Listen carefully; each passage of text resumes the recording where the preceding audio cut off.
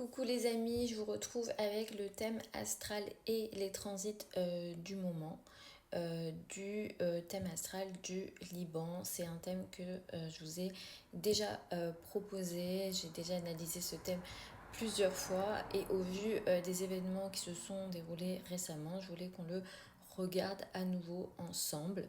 Effectivement, comme vous pouvez le voir, on a plusieurs planètes dans le signe du Gémeaux, dans le signe de la Vierge également. Pareil, ici, on a Vénus et Neptune dans le signe de la Balance. Les signes à la fois mutables et les signes cardinaux sont évidemment touchés par énormément de choses qui se passent actuellement dans le ciel. Et ce qui se passe ici, comme vous pouvez le voir, Jupiter est entre Mars, le Mars natal du coup du Liban, et le Saturne natal du Liban. Ce qui se passe, c'est que Jupiter, c'est une planète qui va là commencer sa rétrogradation.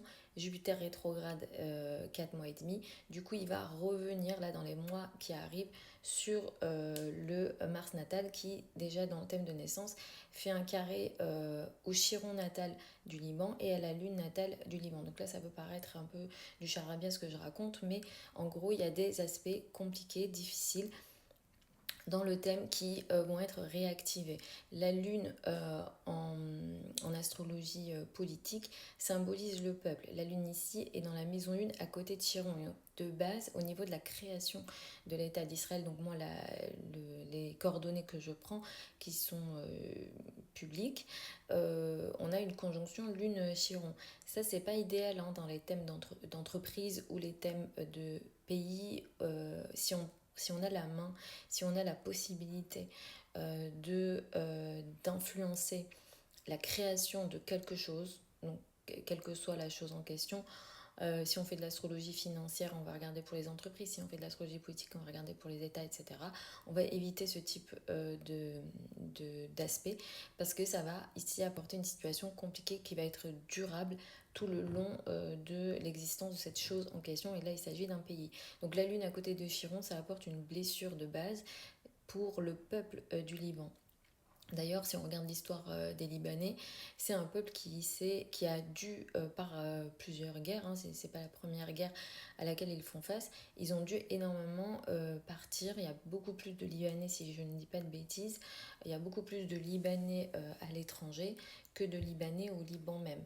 Et ça marque cette énergie effectivement de blessure que vit ce peuple-là.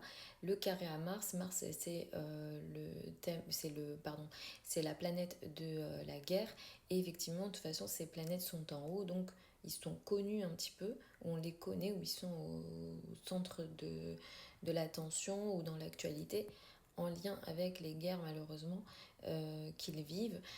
Sur l'analyse précédente, je vous parlais de situations compliquées en lien avec des pays amis. Alors au départ, je voyais pas quel pays pouvait symboliser ça, parce qu'en fait, pourquoi je parle de ça? Parce que Mars transite en cancer dans la 11 du Liban. La maison 11 en astrologie politique, c'est les pays amis. Et j'arrivais pas spécialement à interpréter ou à trouver le lien avec ce qui se passe, les événements. Mais à mon avis, ce Mars en cancer, qui est très important, je vous ai beaucoup parlé de ce Mars en cancer, j'ai fait même une vidéo sur ma chaîne YouTube juste pour ce Mars en cancer, parce que comme je vous l'ai dit, c'est un transit qui est long, c'est un transit qui est anormalement long sur le plan astrologique, avec une période de rétrogradation. Et donc là, moi, je pense à la France, parce qu'en fait, la France a eu des positions pro-Israël au départ. Et effectivement, par rapport au Liban, il y a une énergie ici où on va passer à l'action, on dit certaines choses, mais en même temps, vu que le Liban, c'est un pays ami, ancien protectorat français, les liens entre le Liban et la France sont assez étroits.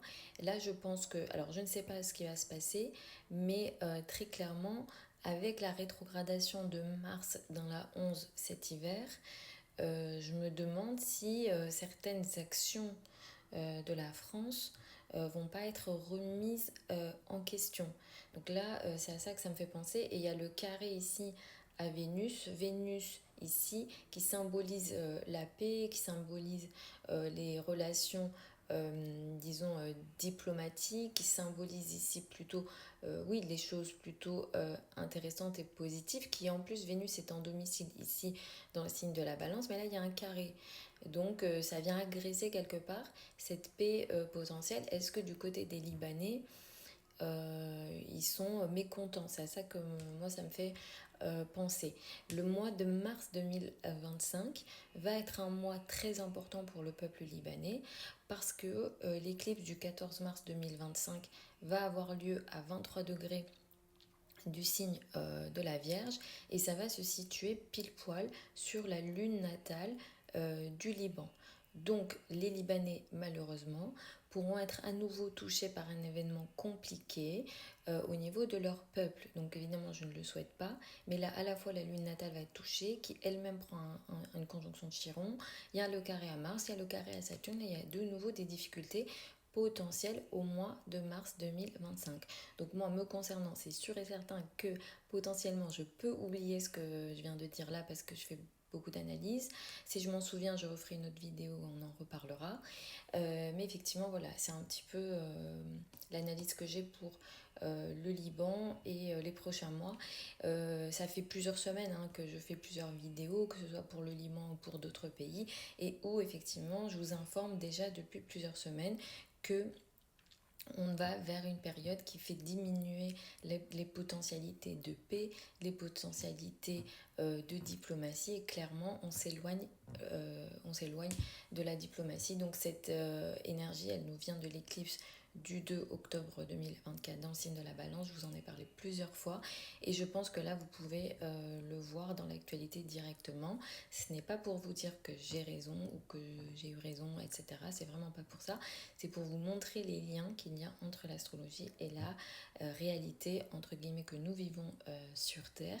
Donc ça, ce sont des événements collectifs qu'on peut observer tous ensemble, mais en gros, dans votre vie personnelle, au niveau de votre thème de naissance, c'est à peu près la même chose qui se passe. Voilà les amis, j'espère que ça vous a plu, même si voilà, c'est pas forcément des bonnes nouvelles. Moi, ça me fait pas plaisir d'annoncer des mauvaises nouvelles, mais je suis obligée de faire mon travail.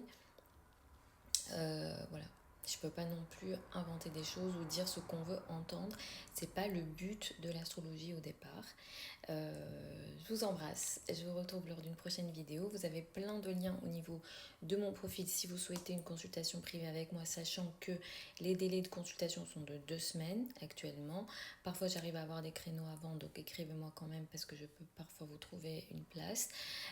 Pour celles et ceux qui veulent apprendre l'astrologie avec moi, la prochaine session de formation démarre en janvier 2025. C'est une session pour les débutants. Vous avez tout sur le site internet. Je vous embrasse et je vous retrouve lors d'une prochaine vidéo.